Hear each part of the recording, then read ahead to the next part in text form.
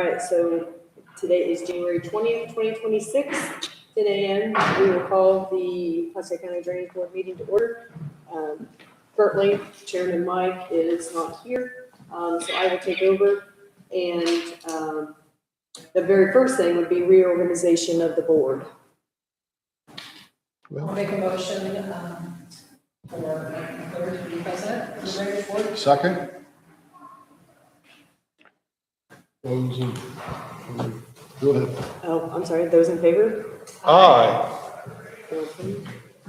Sorry, I'm new to this Yeah. side of it. Okay, so vice chairman, I'll make a motion to approve Jenny Knievel as vice chairman. I'll second the motion. all in favor? Aye. Aye. Motion carried. There you go. Jenny can take over now. I don't know. Now we approve a board secretary. Is that one of us? That would be Lynn, yes. I make a motion to approve Lynn as the board secretary. Sorry. I'll second the motion. Those in favor, oh, I'm sorry, that's not me. Oh, sorry, those in favor, say aye. Aye.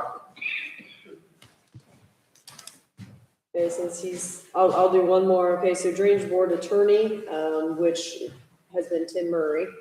I make a motion to approve Tim Murray as our drainage board attorney. I'll second the motion. Okay, all in favor? Aye. Okay, for the mode on board, it's usually one member, but we have previously always had Mike Teedy, who expressed his interest in staying on the board from before when he was commissioner. So if you guys are still in favor of that. I make a motion to approve Mike Edie on the mode on board. I'll second the motion. You're the chairman. All in favor, say aye. Aye. So for Indian Creek board, one member, and that's been Jenny. I make Jenny Knievel. Yes. I make a motion to approve Jenny Knievel for the Indian Creek board. I'll second it. I'll second it. I did. All in favor, say aye. Aye. Okay, so for the bogus board, same thing. It's usually been Mike. Mike McClure. McClure, yes. I make a motion to approve Mike McClure to the bogus board. I'll second the motion. All in favor of Mike McClure on the bogus board, say aye. Aye. Okay, then Ezekiel Chapman, and that I believe is Jenny Knievel. That is correct. I make a motion to approve Jenny Knievel to the Chapman board. I think that's what Stark County calls it, the Stark. There's a mix up. It's something to do with Stark. Maybe it's Stark Marshall, but we still call it the. Ezekiel Chapman. But you're right. They have not done, because I think I checked on that. They have not conducted a meeting in quite some time. Well, we just, they just had one. Did you? Okay. Okay. Prior to, yeah. I made the motion. I'll second it. All in favor of Jenny being on the Stark Chapman. Marshall board, say aye. Aye. Next. Oh, yeah, you can go. So we're all done with that. So then next on the agenda is the regulated drain crossing NIPSCO project, and we have Michael here. You guys have received the email that I did, and he just put some more information in front of us. So if you would like to come up and present, it'd be great. There's no new information in the packets that were handed out. That's just the attachments in the email that were submitted a couple of weeks ago. And I did remove from the package, per your guys' feedback, the crossings for Bogus Run, Passmore, and Empty Ditch. Okay. And we're going to talk to Stark County. Okay, good. So I guess as far as you guys, you want him to discuss what the project consists of? I thought that was what the purpose was. Sure. Yeah, NIPSCO is adding an additional circuit to their transmission line. It runs from Reynolds all the way up to Berkeley. Sorry. It's a big issue in this county. Okay. Thank you. Thank you. Is that better? I don't think that's. That's one, two. Check on these two work. How about now? Better? Okay. Okay, so the project is that NIPSCO is going to add an additional electrical circuit to their transmission line, which runs from Reynolds to Burr Oak. They're not replacing any of the support structures like any of the monopoles that hold the conductors up. They're just adding another circuit to existing and open davit arms on those structures. So the project will consist mainly of, most of the disturbance of the project is going to be for construction access. There's a lot of timber matting that's called for. We call for timber matting in any of the regulated drainage easements, and a number of these do have clear span crossings of those ditches where they'll build a timber bridge with underlayment, and then that'll facilitate the bucket trucks and the line trucks getting across the ditch. And then after construction, they'll be removing those controls and restoring everything to pre-construction condition. So this is no gravel kind of thing, like in the first construction project. No, the impacts of the construction are going to be far less because they're not going to be hauling any poles in. They're not going to be putting any foundations in or anything like that. It's just going to be a matter of stringing first rope from structure to structure, and then they'll use their pole rigs and line trucks to pull conductor through the open davit arms. So we frequently see a lot less land disturbance for these projects, these reconductor projects, than we do for building a new line or rebuilding a line. There's also a chance that the conductor could be installed via helicopter, but it's too early to tell whether that plan's going to work out. So in the maps you've been giving, those are from our SWIP for the project, and those represent a worst case scenario in which we're going to need construction access to each of the structures along the line. I'm sorry? The schedule is not set yet, but they were to start the project in April of 2026. And then they're going to start, there's some back and forth right now on the construction planning meetings about whether they want to start at Burr Oak and work their way south, or whether they want to start at Reynolds and work their way north. So Pulaski County being the heart of the project and the center of it, I would say it'll come, regardless of where they start from, it'll probably be quarter 3 or 4 of this year. Third or fourth quarter of this year. That's when I expect. And as that construction schedule takes shape, I'm going to be on all of the meetings and all of the pre-construction activities. As that schedule takes shape, I can keep you and the rest of the board posted as to when they're going to be in those ditches. And just in Pulaski County. I think that they have an in-service date of Q1 of 2027. So it's going to be probably that quarter 3 and quarter 4 timeframe in Pulaski. So a month would be, how long do you anticipate the work to last in Pulaski County? I would say plan for 90 days to be, yep. I'm sorry. They're putting in 12 lines, right, or 9 lines. They're filling it all the way up. The existing line, yeah, they're gonna fill the remaining arms on it. I'm sorry. It has not been awarded yet. Well, I see their trucks around. Yeah, I think they do a lot of work for NIPSCO. However, this contract, That's about every day. is that right? And I know they're the ones that put in the line before. Mm-hmm. Yes. Quarter 3, you're still into crops in the field. Is there compensation to the farmers if crops get destroyed as you travel through? Yes. Yep. Yep. Pretty good. Most people mourn to their settlement. Right? Yeah, I know they're good.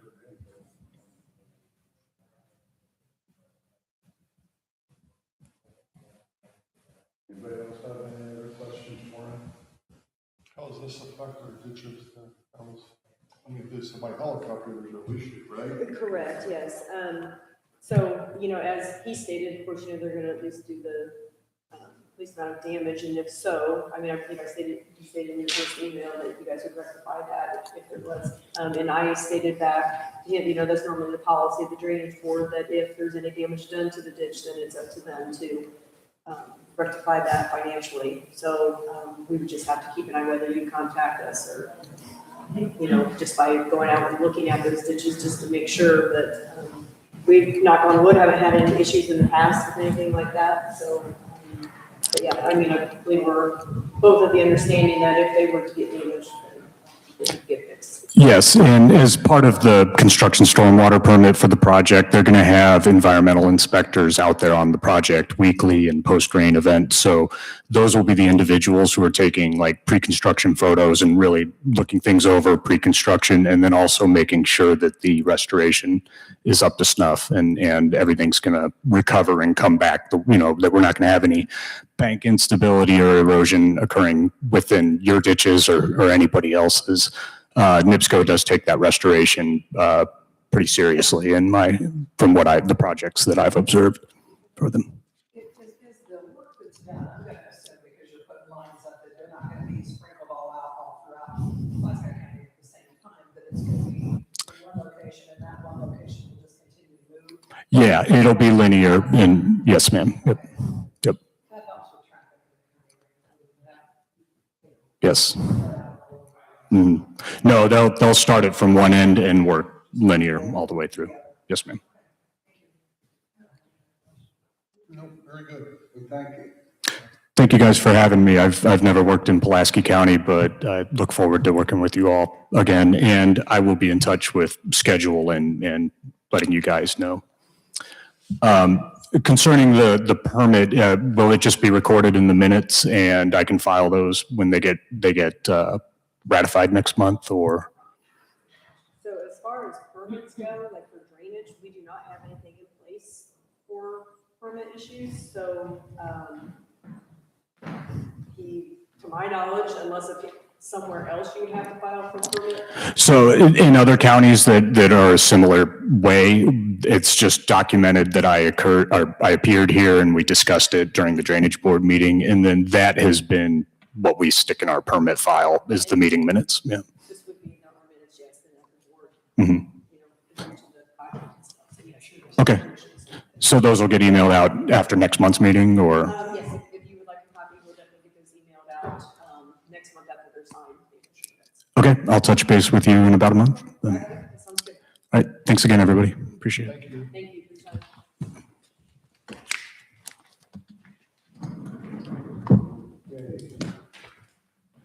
Where do we at? Collection of ditch.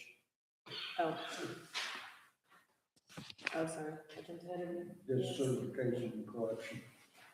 So I emailed you guys a list just for your info.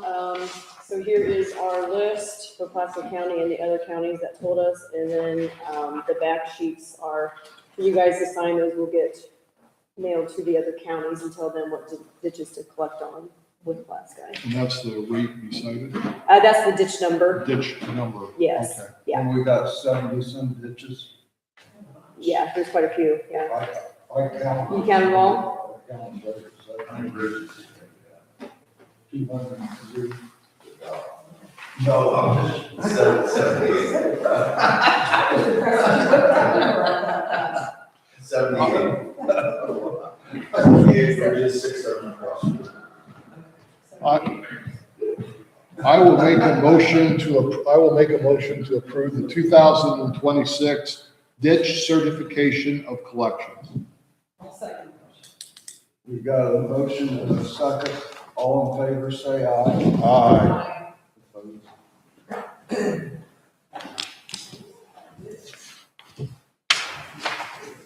Oh, yeah, I was gonna say, you can go and Yeah. sign all those, yeah. What's the bids?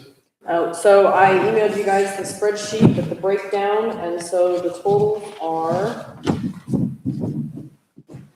let's see, So the first one is, okay.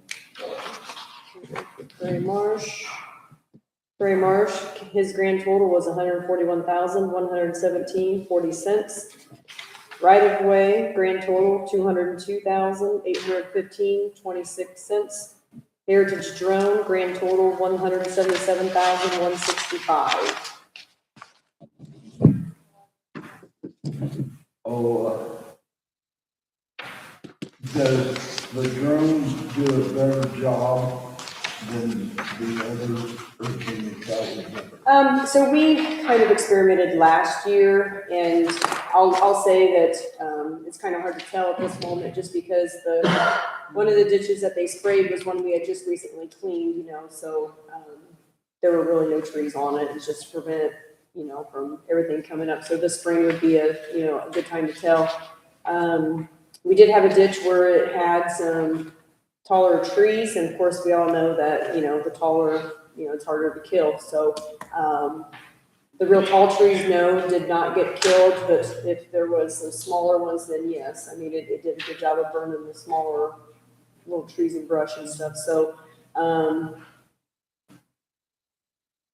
I guess, you know, I can't say that it's 100% better than on ground at the moment. I mean, it's impressive. I was out there when he did spray a couple ditches to see how that works and stuff, but I get their prices, how much difference, it's not that much, 30,000 difference. yeah, it's not too much. So what's your, About what it is, 30,000. Yeah. Oh, what's your recommendation? Well, I mean, obviously Oscar is our lowest, and he's been doing it. This is our 4th year now. Is that Prairie Marsh? Very much, yes. You know, Oscar is easy to work with. You know, I've worked with Jake with Heritage Drone, you know, just last year recently on those ditches. So, you know, I feel like if you awarded it to Oscar, you know, there's a couple other ditches that I could ask for the drone.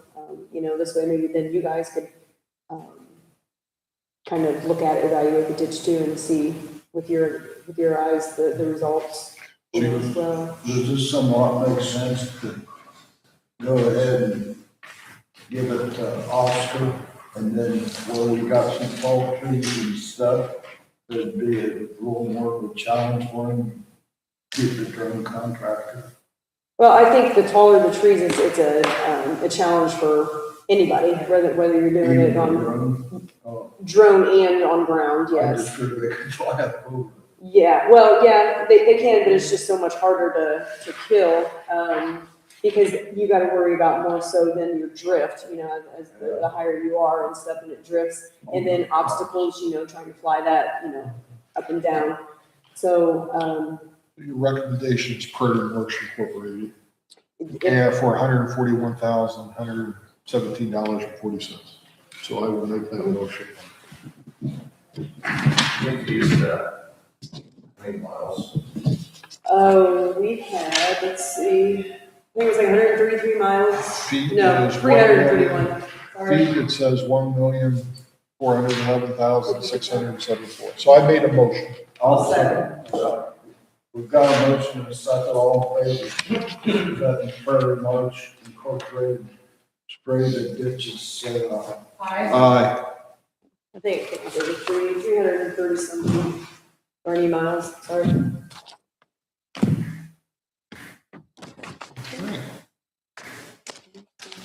Like I said, I'm not opposed to trying him on some other ditches, you know, for the drone again Yeah, this well, year. I seen them out by our house, the drone, well, actually, I seen it right in front of Matt Fox's. And it looks kind of neat. If they could do a better job, then you gotta I definitely think think, about it, but the jobs are equal, and then you gotta do it. Right. Yeah, they Right. look good. In the And area. they're good people, they leave their stuff at my house. Oh, yeah. I mean, I've had conversations and worked with both of them, they're both of them are good. I mean, obviously your ideal ditch is very little brush, and so then you could have a little bit more of a comparison, if that were the case, but, every ditch is different in the county, so it's We just, not ideal.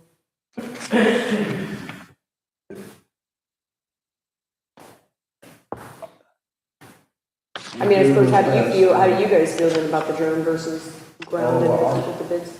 it just seems like the modern new way of doing it, but if it isn't any better, it costs more, why do it? That's the opinion too. If it's doing a good job, it's less intrusive on the land. Right. Yeah. Yeah, that is true. Do we want to have discussion? Do we like? That's up to you. It's open for discussion, really, what do you want to say? The drone is only good if it's not big brush. Once it gets up in there, then it gets all the product gets taken in on the big trees, which you say it's struggling to kill because it takes more product to kill a big tree. Where they do it on the ground, they're killing what you're basically after, which is all the foliage and stuff on the ground. That's really what you're after to control the flow of the water. So the drone would be wonderful if it's not super brushy. If it is brushy, it's not very productive. Well, we'll go with the prior marks this year, we'll see, that 4 years, it needs to be different. Your prices may come down to, Yeah.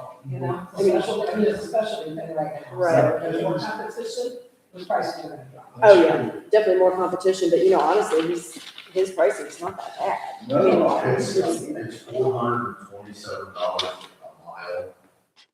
You don't get much for $427. It takes your labor out of it. It Takes takes your what? labor out of it, your fuel expense, your time.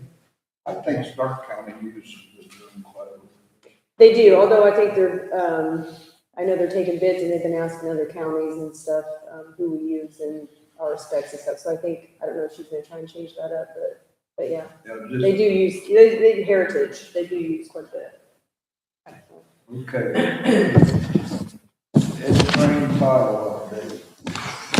Okay, so we do have Jacob here. This is the document. Yes, and so I received that this morning, I printed it out for you guys, so, they do have, that report that you. Oh, the waters report? Yes. Okay, great. For their review as well. Sure. So what you have in front of you is the waters report done by our environmental department, essentially saying, we won't need permitting when it comes time to put the outlet in during construction. So great news there. We won't have to go through the hoops for DNR and IDEM. So that's good news. As for the plans and the bid documents, we're sitting at about 90% right now. As stated last time, we're waiting on that last piece, which is the televising of a small section of line to confirm the condition of it and some tie-ins from some local businesses.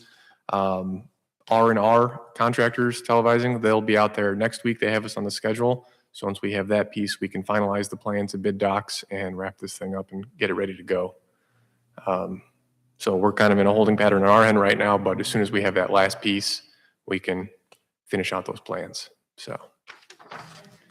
When do you think we'll be able to take bids on that? If they get out there next week, obviously everything is weather dependent.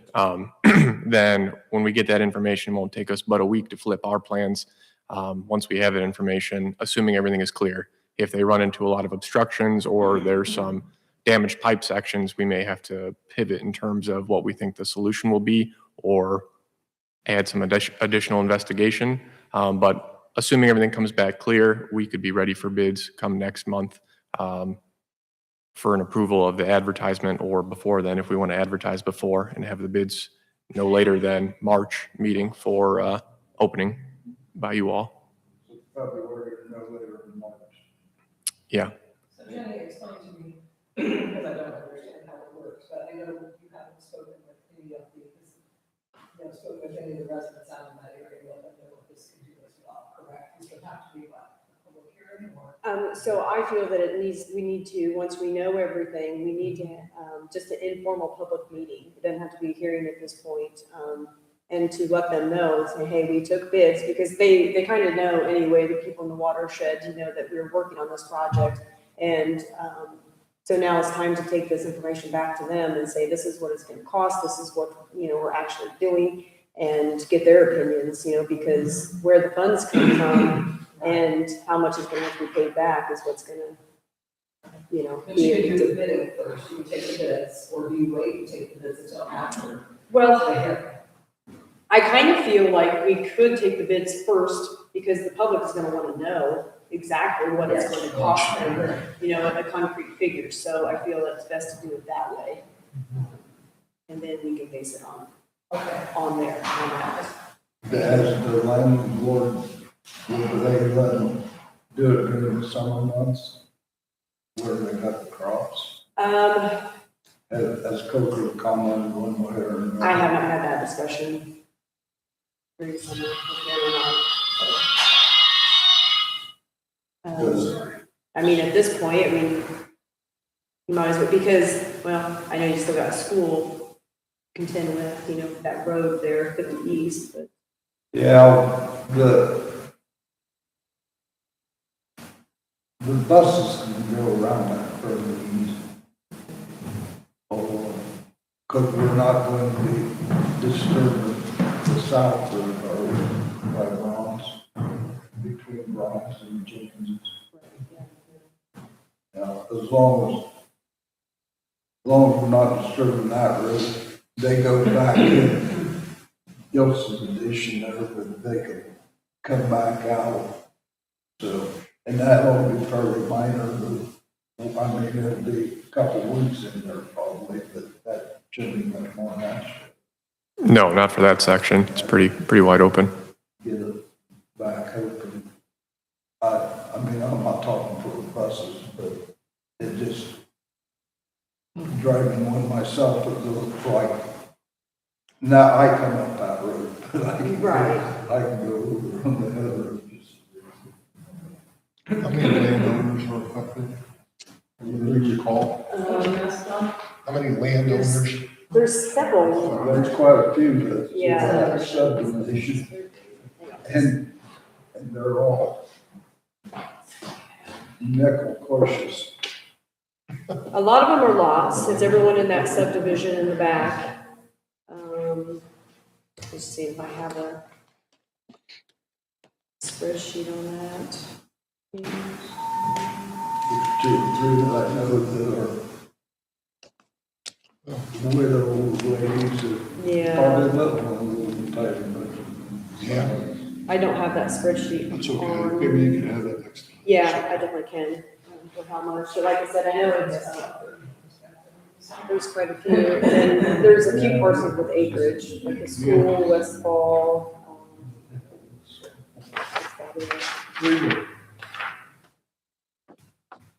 Yeah, anybody else have any more questions for Mr. White?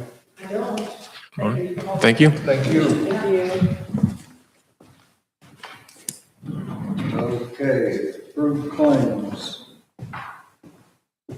I'll make a motion to approve the claims. Second? We've got a motion and a second to approve all the claims. Everybody in favor say aye. Aye. Opposed? Claims are passed. Approved minutes from December 15th.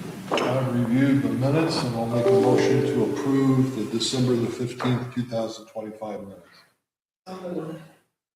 We got a motion and a second on approving the minutes. All in favor say aye. Aye. Opposed? Okay. Other business, do we have any other business? Just to give you guys a couple updates, this ended up being a state issue, although it's our maintenance ditch just off of 35 there, right across from the state highway department, a landowner. There is a pipe that goes under the road, and her concern is because she's got kind of like a hole there by her mailbox, and her mailbox is leaning and stuff, so she was concerned about that. So I contacted NDOT. The thing is, it would involve us at some point if they decide to change that, which they're getting it put on their schedule, it kind of sounds like, after they review it. But from out of their jurisdiction all the way to the open ditch, it's all tile, so that might be an issue then for the ditch at that time, but that's just something that's in the works, just to give you an update. And then Kessinger Ditch, there was a report there that there was a lot of those plastic crates in the ditch on both sides. I went out and looked, took pictures and stuff. Yes, there was a lot of crates in the ditch. Really kind of hard to tell, all those little black blobs, but so I contacted, which used to be Eden Gardens, but now is Goodness Gardens. And I went out and looked last week, and they went out there and got that all cleaned up. I did only notice maybe 2 left in the ditch, but other than that, field looks good. The because they were all over the field. The wind, not this past windstorm, but the one prior. They were stacked behind their factory, and that wind just grabbed them and took them. And they had them along County Road 200. Okay. Is where they were. They were giving them away free at one time. Oh, okay. And there was, when that windstorm came through, they went everywhere. Yeah, they did. But they did. I mean, they really did do a good job cleaning that up. So in an entertaining fashion. So I was happy to see that. So I seen one in the ditch on 400 west and 400 south this week, or last week. But I'm sure they'll get it out. right. I don't even know if it's a maintenance ditch. I just noticed it down in there. Yeah. And on the river, I noticed some floating,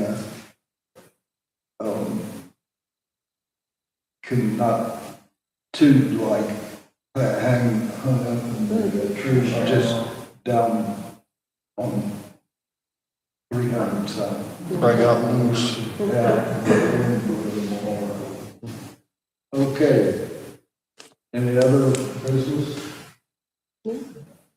Ruby, you should address. I got a couple comments on the Frain thing. Well, that's public comment. I think the only time that you're gonna be disturbed by 2 things. First off, you talk about camera and that tile, it's a catastrophe. I've worked on it for 30 years, you will not get a camera of it, but, I mean, you gotta try the effort first, but, the smear the washout from this cement truck sitting there for 30, 40 years, and you don't stand a prayer. That's one of the things we were trying to figure out, if that was the case and the limits of that damage. Because if that's what's happening, it's choking off that pipe, then whatever improvements we do won't actually help Casey's, because Casey's use that line. I can't hear you very well. Oh, sorry, I'll come back. I'm just, Yeah, no, I said, that's coming, and I guarantee that it's gonna happen. yeah, that was one of the things we were wanting to confirm, because we had that suspicion doing some field investigation out there that, I didn't know that this was gonna be part of that big 36-inch tile, but, Well, we're just exploring all of our options before we go and spend a large amount of money. one of the, design was done, that was not part of it over there, by going through, so we go brand new up to, Sewell Dunn's yard, and then Right. from there over to the highway, that whole section. right, so one of the things we were looking into while we were out there is, in conversations with Casey's on those heavy rain events, and Jenny as well, on those heavy rain events, Casey's fills up and it takes days for that to come down. So we were looking into one of 2 things, what kind of system they have in place. So we reached out to them. They don't have any files for the site, no site plans from when it was constructed, because it was built prior to their database. So we don't know how it's tied into the tile. And then 2, yes, we noticed the washout over in that area. Looks like it's in line with the tile. So if that is causing the tile to fail, then our improvements on the east side, adding capacity to that whole system, won't solve Casey's problem, because they're almost on like a little island now. There was a stage 3. I thought stage 1 was through the field, stage 2 was down the road and over to set of animals, and stage 3. Yes, stage 3. Was to go around to the south end into Casey's to give it another outlet. Correct. It would grab everything from, what is that, Galbraith's to the south there, or catch that before it sheds onto Casey's. But not knowing how Casey's system is built, because there's no plans on it, it may be if that one structure there on the south side is separate from everything on the north, it still wouldn't solve the problem. It would have to fill up on the north. The structure on the north is directly above the 12-inch main is there. The 12-inch on the north is directly above. Playtime. Okay. So that was the other thing too. If we don't fix that line, if it is blocked, we do this work, we tie in Casey's on the south side. Now everything west of US 35 will actually drain through Casey's property, because that would be the only channel out. It would go through that line and then back around, which, It should not, because the elevation on coming from the south retention to that one is considerably higher, but it should relieve it to the point that it will have accessibility to get out through there. But there will come a time when you'll have to come from that Dunn's, where the new manhole, the last new manhole is, across through the Snicker property into IMI and replace that piece or some down. right, and that's what we're looking at. What's the condition of that?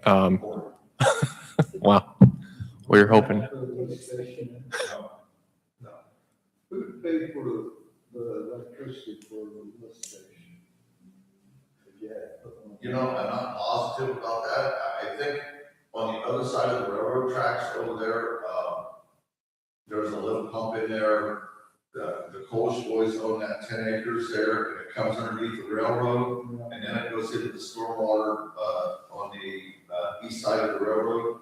I think the town pays that electric. I'm just curious, but I'm not positive, but if we need a lift station there, I don't think you No. do. There's columns of drainage on the west side of 35 also that comes into that. Lots of acres. Right. Well, that goes back, like you said, to the 30-inch. That's the capacity for the site, and then making sure the existing line is clear is the functionality of it all. And the other thing I was going to say is, I thought we talked about, in the first stage, which is in that field, won't interfere with any sort of traffic, excuse me. But in the second stage, when that road's cut in two, we talked about that could be done in possibly a week's period of time, maybe doing it during spring break or some sort of timetable when school is out of session for a week's period of time, and then you could do it and just block that road off and still be able to get it done prior to disrupting anything with the schools, what we talked about prior. boy, that house they built where Blake Newman, though, he's gonna be landlocked, and What do you mean? he couldn't get out. He couldn't get to his house. Well, you're not gonna tear, On the west side. you're not gonna tear it up all at once. I mean, as you come down through it, they'll be able to get out that way, and then you can, then once you get to there, you can get him a path out to the north. You know what I mean? Absolutely. This, which is kind Well, here, left me out. Yeah, NIPSCO's got a helicopter, I hear, if you guys need to use it. I was just gonna try to clarify those couple Sure. of things. I know, I hate to see you bring in a company, which you have to do anyway. And they're gonna go, hey, we can't get anywhere. But they can give you a distance on the obstructions and stuff, somehow. Right, and if we're gonna have a contractor out there anyway to do this work, it might make sense to also do that repair while we're there. You know, let's fix the entirety of the system instead of just a section of it, but I mean, that's up to you guys when the time comes. We're just collecting the data. I was gonna say it'd be wonderful if it was not obstructed through, what I'm gonna call, Snicker's property. That would be the next section after the new manhole that's already existing, and get into IMI's property, and then just be able to fix 300 or 400 feet of it, but then again, you're leaving 400 feet of old stuff in there, which is not real good, Right, not the right way to do it. right, and yeah, I'm assuming we're looking for a one and done here. Let's get it right and, Yes, that's exactly correct. I mean, you can't do that every 3 years. tried to save money, but we didn't. No, we gotta do it right. I mean, it's been like this all my lifetime. Yes. And it's been tossed and turned into nothing's ever really got done on it. So, maybe it might as well- And one more comment about it is, I'm sorry to interfere with the meeting, but No, I think it's kind of valuable, even if we repair from that, what I'm calling the one that goes through Casey's on the north side of Casey's. Yeah. The problem is now you're pushing that much larger volume of water into the existing, which is maxed out anyway. You see what I'm saying? Right, this is where that 30-inch comes into play, Yeah, and so, we're, okay, let's go ahead and get this repaired. You're really not benefiting directly because I've been down there and when it gets to the school and Dunn's house, I mean, it just boils out of the ground, out of manholes and going through the school can't handle it without the color of the new tile to the east. correct, yeah, kind of a holistic approach here. Let's look at it all. It's all or nothing. Thank you. Sorry. Okay. Just, sorry, I forgot one under business, that big copier that we had, that would, like if you had, we could enlarge and reduce and stuff, you know, it was that big format printer. So during moving, it got injured. And so I don't know, we've talked to the gentleman from Priority, and it doesn't sound like it would even be feasible to even have him. It would cost probably like $300 just to have him come look. And we sent pictures of it and everything to him, and they can't get any new parts, it's obsolete. So at this point, I think we will probably just put it out of commission. I don't know that there's much of a need. It used to be too, like other offices would come to us and say, here, can you enlarge this or make us a bigger copy and, you know, stuff like that. We don't get that anymore, in which I think a lot of it is because the recorder's office, they get the size they need for legal surveys, so they don't need it enlarged, stuff like that anymore. So we don't really have a huge need for it right now. And it's very rare that other departments even come to us anymore, either asking to use it. Well, I think there's another larger in the system somewhere. The EMA, Oh, is there? Okay. is there, Nathan? Carla have one? No? I don't believe she has. EMA has something, but I'm not sure exactly what it is, but they've got something newer and bigger. And it's gonna, I mean, cost for right now, for what I feel, how much it's gonna be used, probably couldn't be justified for the cost as of right now. Unless, you know, we see a big need for it at some point, then yes, but as of right now. Do we declare those items as junk, or do you just dispose of it as an elected official? Well, that's what, I mean, I can, since it is broke, I can take it off our inventory and put trash, but as to where it gets taken, I mean, I suppose it would have to be recycled. Take out to recycling. center, yeah, so that's, but obviously come before you guys and let you know first before I would do that. So if that's, because there's no use for it sitting around. Right. Farewell, party. Yeah. If you It want was it a out good of your way, system. have them Larry take it out. Okay, Yeah, absolutely. okay, all right, very good, thank you. Sorry, that was it. I guess we're ready for adjournment. Make a motion to adjourn. We're adjourned. Thanks, everybody. Thank you.